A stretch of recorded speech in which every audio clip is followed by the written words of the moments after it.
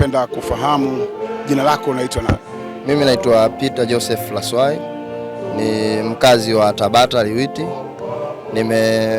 Nimesikitishwa sana na msiba wa brother James Temba. Sisi alikuwa ndugu yetu kwa maana ya rafiki. Tumeishi naye kama vijana. Sasa tumefahamiana sana kwenye umoja wa vijana wa Chama cha Mapinduzi. Katika mahusiano yetu yeye ndo alikuwa mtu mpole kuliko wote. Alikuwa mtu mstaarabu, anayecheka na kufurahia wenzake. Tumesikitishwa na kifo chake. Hilo la kwanza, lakini kubwa zaidi namna kifo chake kilivyotokea. Ni kijana mdogo, kijana mwenzetu, tumemfahamu kama kijana mwema. Kifo chake kimetusikitisha kwa maana kwamba mtu kukatwa mpaka kichwa kuondoka imekuwa ni jambo ambalo linatisha na linaogofya.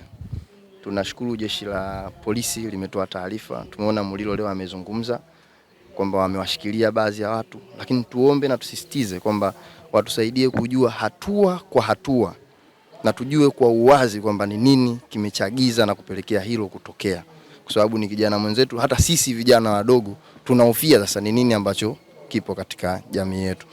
Kubwa zaidi tunawapa pole familia, ndugu na jamaa, kwa sababu hasa sisi ambao tupo, wapo na wenzetu ambao wameshindwa kufika kutokana na majukumu yao ya kikazi na kadhalika, lakini tumeumia mno. Tumeumia mno kwa sababu ni kijana ambaye alikuwa na ndoto ambazo tulikuwa tunashare kwa pamoja, ambazo tulikuwa tunatamani kila mmoja afikie malengo kulingana na kesho ambayo Mwenyezi Mungu ametupangia. Basi haikuwa riziki, mwenzetu ameondoka, tunamuombea kwa Mwenyezi Mungu, lakini ombi letu kubwa, wanaohusika na vyombo vya ulinzi na usalama watusaidie kufahamu chanzo cha tukio husika. Otherwise tunamuombea heri kwenye safari yake ndugu yetu Temba. Mara yako ya mwisho wewe labda kumuona, ulimuona wapi na mlizungumza nini kama vijana, kama marafiki? Kulikuwa na kongamano ambalo tulikutana naye, na makongamano mengi yalikuwa ni mtu wa kushiriki, na muda wote alikuwa akitabasamu. Yaani muda wote hatujawahi kumuona akikasirika, hatujawahi kumuona akiwa na chuki na mtu yoyote. Ni mtu mwenye nidhamu, ni mtu kikweli inatuumiza. Tunakosa hata cha kuongea. Kwa nini binadamu tunakosa utu kwa kijana mdogo kama huyu? Hakuwahi kuwa na shida na mtu yoyote. Sisi tunaishi naye, kila siku tuko naye.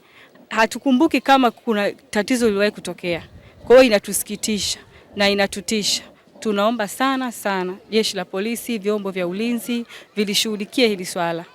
Tanzania hatupo hivi, inatuumiza, tunalaani. Watanzania hatuko hivi, hatuna unyama huu. Haya tulikuwa tunaona kwenye nchi zingine, leo tunaona Tanzania. Hatutakubali. Watanzania wote tunalaani hiki kitendo. Sisi kama marafiki, ndugu, jamaa, hata tungekuwa hatumfahamu, ingetuuma na ingetuumiza. Kwa hiyo kama Watanzania tuache ukatili huu. Tunao wafahamu wamehusika, tutoe ushirikiano. Asanteni na poleni sana. Asante. Ili kuwa mwanafamilia bora wa Global TV, usisahau kusubscribe, like, kushare na kucomment. Baada ya kusubscribe, bonyeza alama ya kengele ili kupata taarifa kwa kila video inayopanda Global TV Online.